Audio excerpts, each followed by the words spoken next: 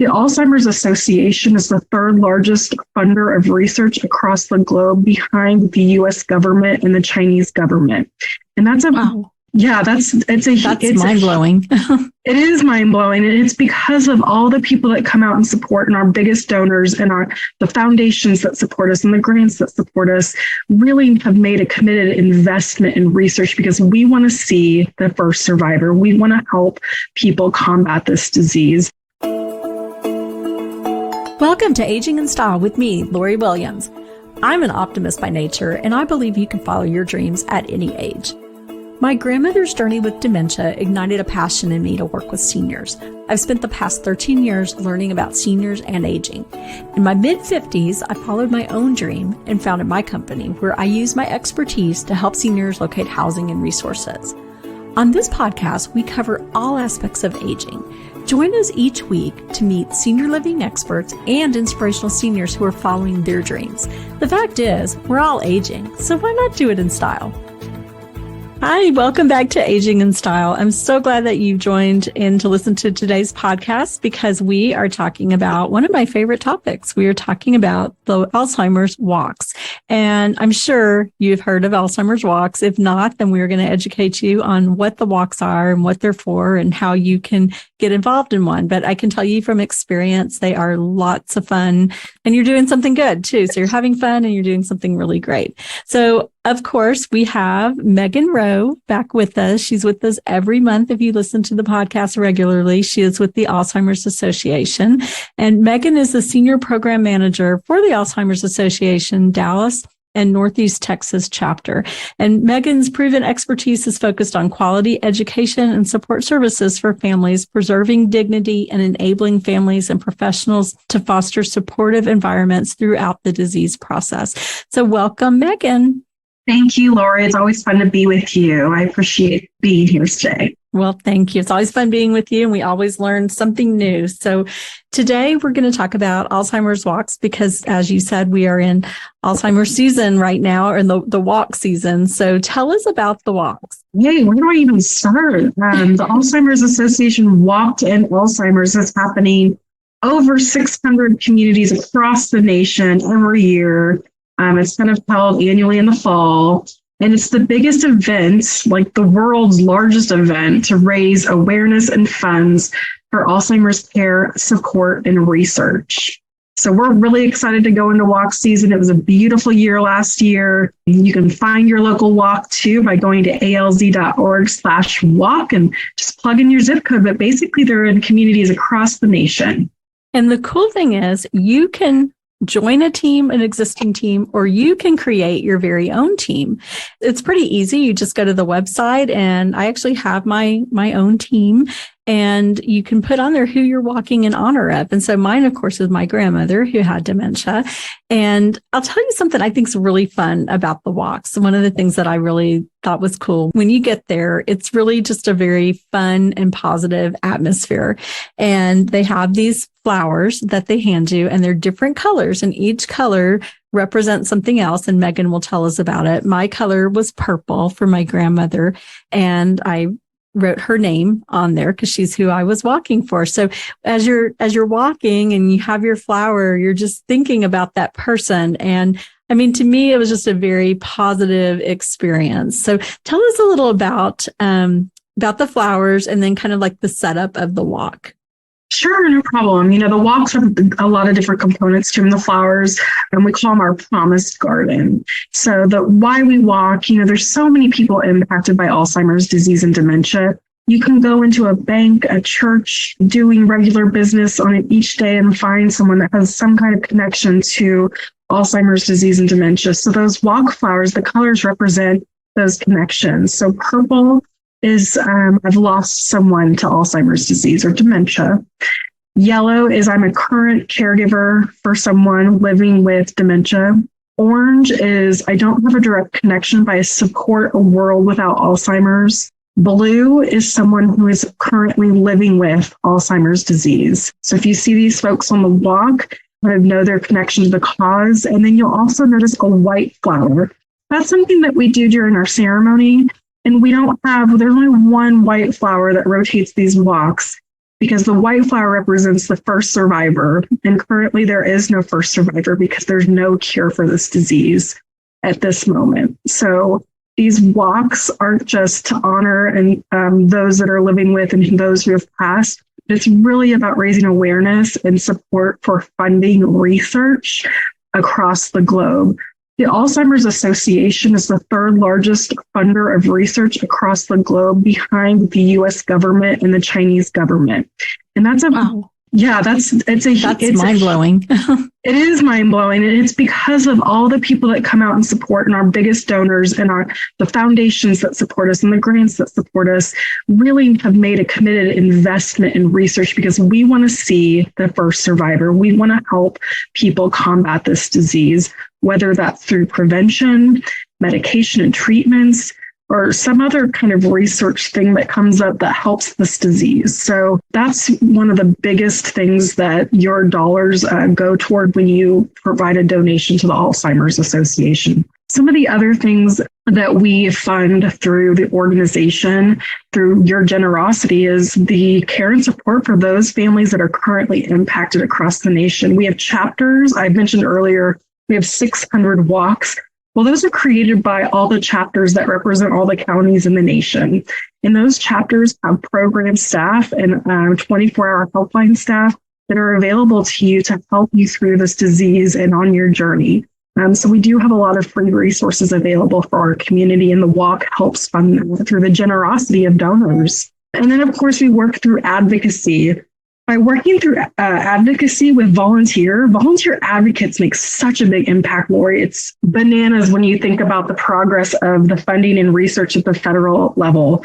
I know bananas doesn't sound very professional, but it's really mind-blowing. In 2011, there was only like $400 million allocated for Alzheimer's research at the NIH level, the federal level.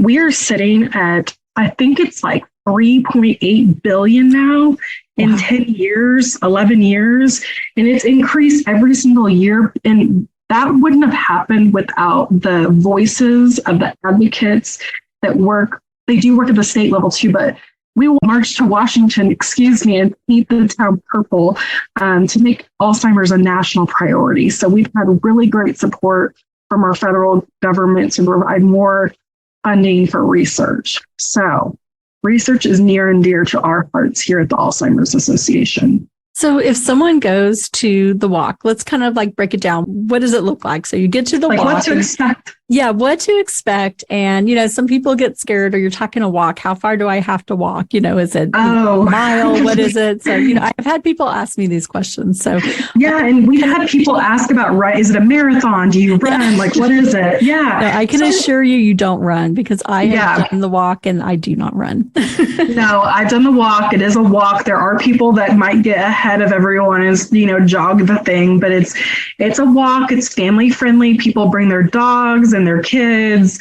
We have Zumba. We have stage ceremonies in the beginning. We have people sharing their stories, and we do a ceremony together. We were talking about those flowers. Well, imagine a sea of people raising their flowers and all their different connections to the cause. Typically, there's thousands of people at a larger walk. Our Dallas walk used to see about 10,000 people. It's Dallas City Hall Plaza. And I would expect that would be similar this year. The Grandscape walk to End Alzheimer's, which is in a suburb of Dallas, the Colony, I think there are about 5,000 people. So at these larger walks, we do have a sea of people, you could say, really painting the walk purple and the city purple. There is a long walk. I think it's around a mile. They're different depending on the walk, but they have shortcuts. Mm-hmm. So they have short routes for people that don't want to do the entire one, or if people come out with their walkers or their wagons or their wheelchairs, there's always an option for a shorter route. Or you can just come out and enjoy the stage performances.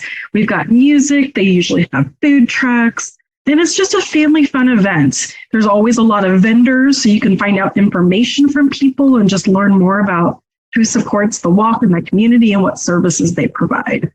And like you said, you can just come out, go to the walk, just be there, or you can be on a team and you can raise money. You can create a team And then, like I mentioned earlier, you just go on the website to create it. Do you want to give a little more information on that? How, if someone wanted to create their own team? Yeah, of course. Yeah. So you can join a team, like Lori said, or create one. You just go to alz.org/walk. You can search for your closest walk by entering your zip code, and it'll show you the closest walk. And through that, you can find a team, or you can find a participant you might know, or you can just create your own team as an individual walker if you don't have a team of people you want to join. And that'll create your own personal fundraising page. You can share it on Facebook, which a lot of people do because it's a really easy way to share fundraising for charities through Facebook fundraisers. And then there's also an app, if anybody's handy with the apps. And we've had a lot of volunteers. They'll do I know that there's one I'm thinking of at Robeson Ranch that there's a woman there that does a golf tournament, and she collects tons of checks from people, and she uses her app to deposit the checks. Yeah, so they've made it really easy. It's just like using your bank app when you deposit a check. So there's a lot of little tools that can help you, but we also have walk team staff that can help support you on the back end if you're having trouble, getting someone signed up, or you want to drop your donations off to them directly. That's always an option as well. And as you hit different levels of, raising money, I think the first level you get a t-shirt. I have a closet full of t-shirts. I love all my Alzheimer's t-shirts. Yes, I have a purple section in my closet. Yeah. I have an Alzheimer's section in my closet. I do too. I have and of course I went to LSU, so I'm all purple there. So I have to see, is this my LSU shirt or my Alzheimer's one? Because it's all funny. Purple there. And then the next level, I was just looking on it today. There's you could choose from, I think it was a hat, but there's different prizes. So they make it kind of fun, like with any fundraising, as you get to different levels, you can pick different prizes to earn. Yes, and I think that there's champion level and a grand champion, a grand champion and an elite grand champion. And then at that point, you start earning medals. And it's always fun to earn medals each year so that you can collect them over time. But we definitely have folks that come out every year, and their goals are always to earn those medals. So then they'll just compile all their medals every year. Yeah, no, it's a fun event. People wear purple tutus and get purple wigs and do all sorts of purple things. It's really nice. Oh, how fun. So if you have always wondered what the walk was about, now you know, and it's a lot of fun. And I do feel like sometimes some people I've talked to, they feel maybe because they didn't really understand what the walk was, maybe a little intimidated by it, thinking it's a walk, or, sometimes you hear walk, you think 5K or something scary like that for those of us who don't run. Yeah, but, no, it's nothing like that. It's more of a community event, a walk of solidarity. Honoring those that are impacted and currently impacted, those that have been lost. And just, it's so powerful to see the sea of flowers that we spoke about, because you really see that people aren't alone in this disease. People are struggling with this in many different ways. And there's so many of us out here. So we're really working together to try to figure this out through research to find a cure. It really is amazing. So, and just know, like Megan said, it's family friendly. So bring your kids, bring babies, bring everyone, bring your dog. It's a great event to be a part of. And Lori, with that, I'll have to tell you, I started working with the association 5 years ago, and I had my child 5 years ago, and she's been to these walks since she was an infant. Oh. And when she was 2 years old, she was loving dancing to that Zumba on stage. How cute. Yeah. So see, you can have you have a family memory, like every year of her growing up going on the walk. That's pretty cool, actually. Yeah, she has a purple section in her closet too. That's awesome. What other things would we need to know about the walk? So we've talked about, what the money goes for, how to join, or create a team or join a team. What else would people maybe need to know about the walk? Well, we always are looking for volunteers for the events. If that's something that you're interested in doing and giving back in that way, we always need day of help. We need cheerleaders. We need people to help at registration. We need people to help pass out bracelets and all sorts of things. So if you're interested in volunteering for your walk, there is a volunteer option on your local walk page. Okay, very good. Well, wonderful. Okay. And what percentage of what's raised goes towards the Alzheimer's Association? So 79% of everything that is raised goes towards care support, research, awareness, and advocacy. Wow. 4% goes to administration, because, there's always administration parts of that. And then 17% goes back to fundraising to help us build awareness for fundraising for future. That's great. Well, this is such great information. And so now you know how you can be a part of the walk. There's so many different ways. You can, as we said, have your own team. You can volunteer. Volunteers are needed. So just so many different ways to be involved and to participate in this really, really fun and powerful event. So Megan, thank you so much. And I'm excited. I know our walk is coming up soon, and I'm excited to go be a part of it. No, we really appreciate the generosity of our donors. I can't highlight that enough. And before we go, I just want to make sure you all know this. Because of donors and foundations and stuff, we currently have more than $310 million invested in research in 950 countries in projects, in 48 countries, 950 active research projects in 48 countries. So no matter what you're doing in the middle of the day, sleeping, whatever, there's research always going on around the world. That's so amazing and wonderful to know. And so tell us your website again for people to go sign up for a team or create their own. And that website is alz.org/walk. Okay. And we will also be putting that on the podcast as well and onto the website. So thank you again, Megan. And as always, we appreciate you coming on the podcast and sharing all this wonderful information with us. Thank you, Lori. It's always a pleasure, and I can't wait to be back. Great. Thank you.